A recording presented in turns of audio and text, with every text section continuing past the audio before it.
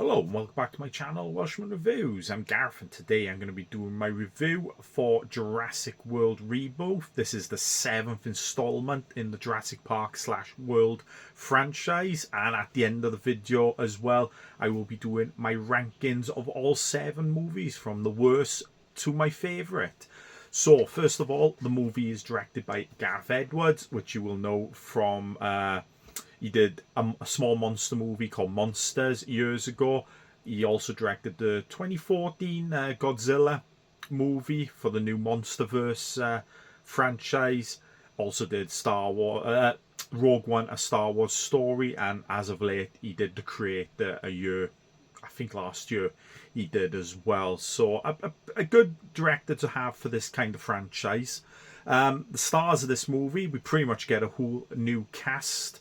No old ones from the old movies. So you get Scarlett Johansson as the lead, Zora Bennett, a mercenary for hire in this movie. Mahershala Ali is Duncan Kincaid, a friend of hers she's worked with for like 10 years, who owns the boat that they use to get to the island. Jonathan Bailey is Dr. Henry Loomis. Horror fans will recognise that last name. He is your resident dinosaur expert for this movie. Rupert Friend is Martin Krebs, who is the CEO who funds this expedition. I think his company works for took over InGen, and he is your resident pretty much evil or bad guy for this movie. And you also get a little family in this as well. Manuel Garcia Ruffalo is Ruben Delgado.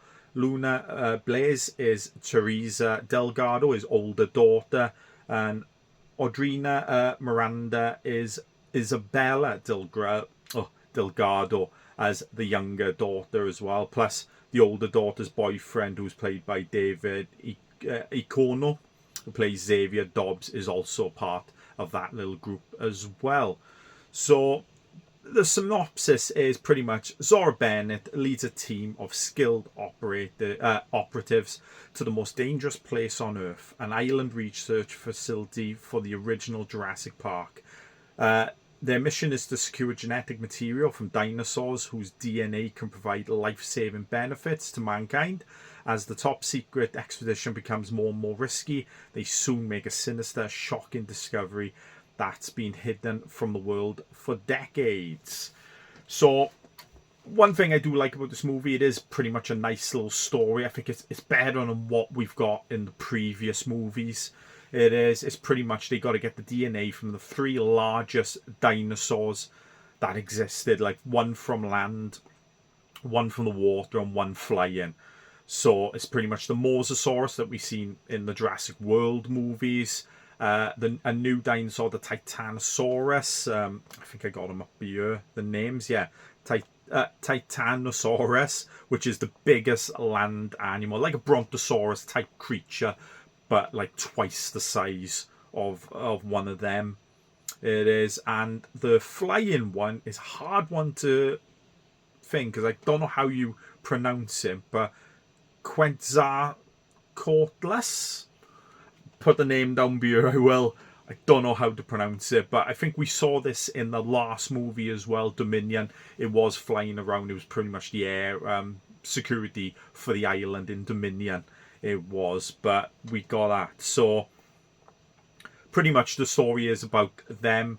We also have the family as well, who are going across the sea and all that, but get attacked by the Mosasaurus. They get rescued and get split up during the attack with the Mosasaurus on the other boat as well, with Scarlett Johansson and that, and they've got to meet up towards the end of the movie. Then they have to get rescued. There is also a couple of other mutated dinosaurs in this, which they tried to play it up in the trailer, but don't really go into it too much in this movie, unfortunately. I don't know whether they might expand on that maybe in a sequel or something.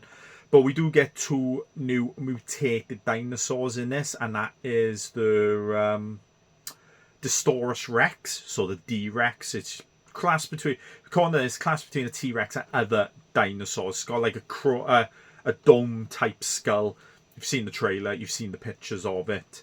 You have, and we also get a Mutadon as well, which is like a cross between a raptor and a Petroso, and a bird-like creature as well in this movie. It's kind of a bit of a disappointment for the mutations in here that you don't really see enough of them in this movie. The D-Rex is pretty much bookends the movie.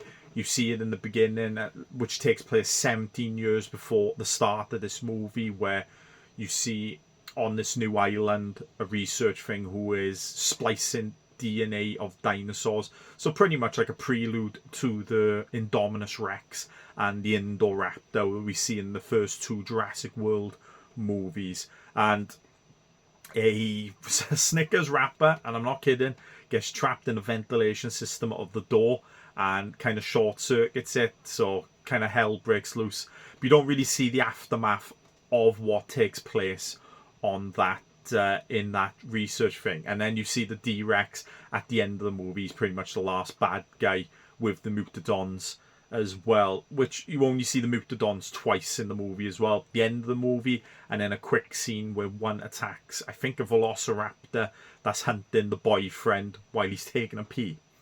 It is. So we do get that. And like I said, overall, an enjoyable movie. I wouldn't say it's brilliant, and I kind of liked it a little bit more than some of the Jurassic World movies. When we get into my rankings, we'll see where this lands in my rankings.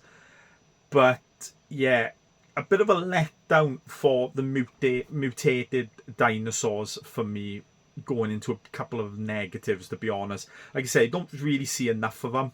You do, and when you do, it's a bit lackluster, and it's stuff you've seen in previous movies, especially when the Mutadons attack the group, that a group of survivors that are left on the isle trying to escape at the end.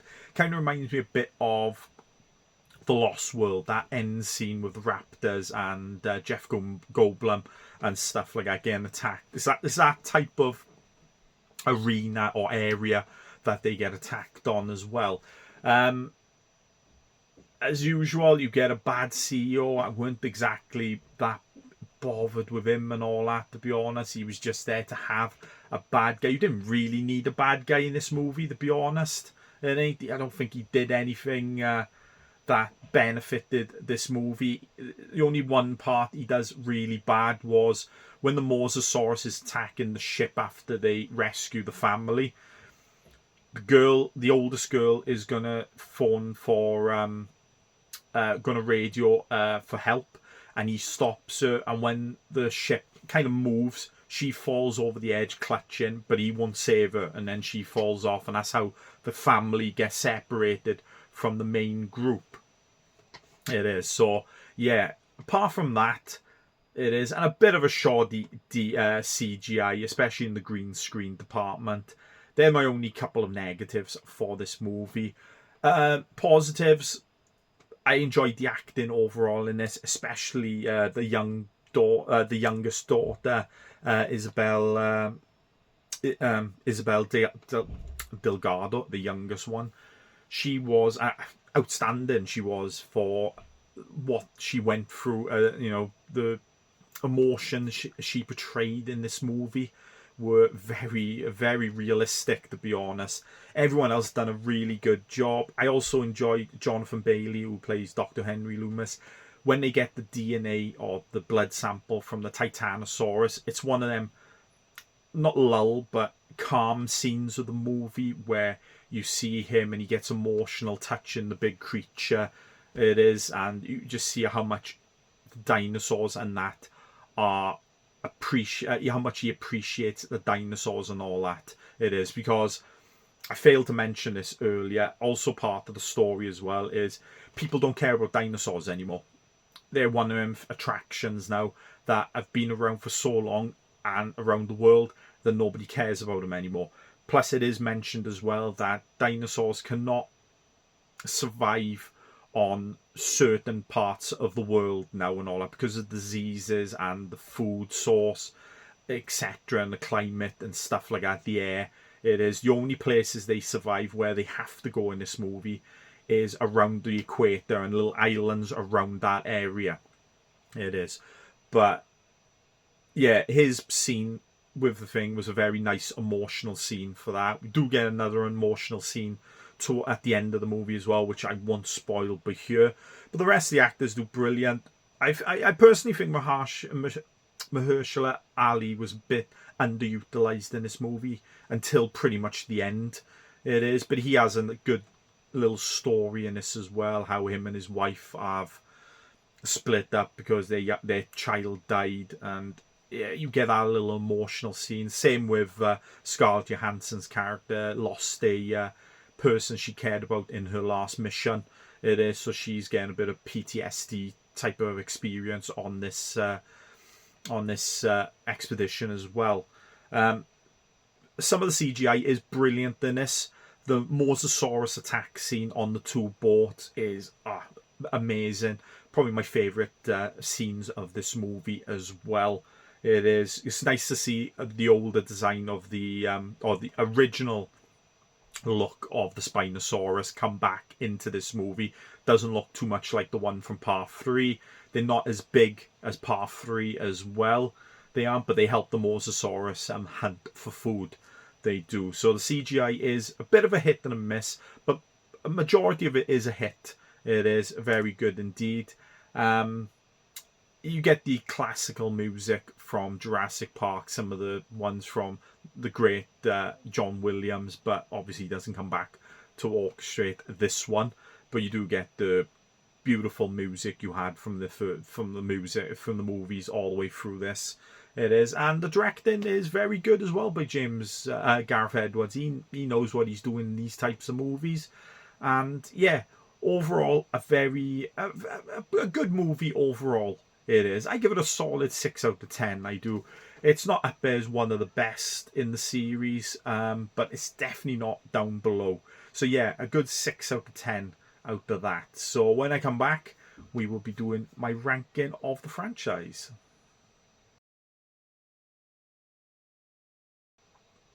So we're back now for the ranking, and let's just get straight into it. So we're coming in at number 7, and that is Jurassic World Fallen Kingdom. I just wasn't the biggest fan of this movie.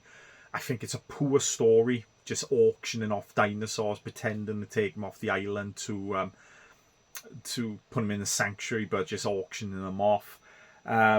I found it really boring, to be honest, most of this movie. I didn't mind the last third of this movie where the Indoraptor is hunting down Chris Pratt, Dallas Bryce Howard's characters through the mansion. I think that looks very creepy and stuff like that, especially in the nighttime. It is as well. But other than that, I can't really say much more happy with this movie. So that comes in at number 7. So coming in at number 6, and it is the last one in the franchise, Dominion. I like the story a little bit more in this one than I did in Fallen Kingdom. I think it has a lot of better dinosaurs in this, especially Gigantosaurus. It is the biggest carnivore on Earth, and a couple of other dinosaurs in this as well. It does have a nice little James Bond-esque action scene when Chris Pratt and Bryce Dallas Howard's characters are trying to find their pretty much adopted daughter, the clone girl from Fallen Kingdom, after she got kidnapped. We do get a thing like raptors running through the streets of Italy, I think. Or is it Italy? Or I don't think it's Italy. It's a Middle Eastern country, I think it is.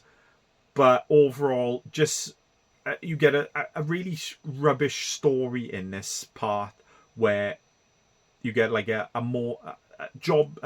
Steve Jobs type guy who's pretty much like last movie where they're trying to get all the dinosaurs in a new safe haven, but his company have genetically modified locusts to take out crops that are not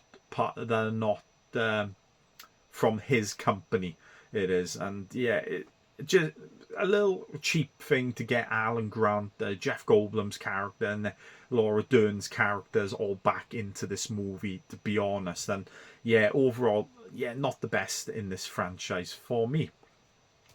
Coming in at number 5, and this was a hard one because I didn't know which one to put in the thing. So I actually going to put Jurassic World as my number 5. Yes, the last trilogy is in the bottom 3 of my rankings. Again, it was another it was enjoyable overall with the action scenes and all that, with the new dinosaur in it as well. But it's such a silly story for how it escaped and stuff, and I can't forgive the movie for that. I personally would have preferred, if I bring up the guy's name quick, Vincent D'Onofrio. His character in there wants to use the raptors that are again trained in this movie for warfare and stuff like that. I think it would have been a better idea if he let the Indominus Rex escape the paddock. So his plan of using the raptors to hunt that down to try and show how good they are in the open field and how they can be trained. I think that would have been a better story to have in this movie than just the indoor camouflage in itself and them blindly walking into the thing instead of just phoning up and just saying, "Oh, where's the tracker for? Where's this where's this dinosaur? Is it still in the paddock? Has it escaped?" I think that would have been a lot better, and it could have carried on with the next couple of movies about the army and all that trying to use dinosaurs in warfare and all that. But yeah, missed a beat, I think, in this trilogy for going down that road with the story. But overall, I did find it a bit more enjoyable and action-packed than the other two movies. So that comes in at number 5. So number 4 is going to be the new movie, Dominion. I've already said in my review what I liked and I think.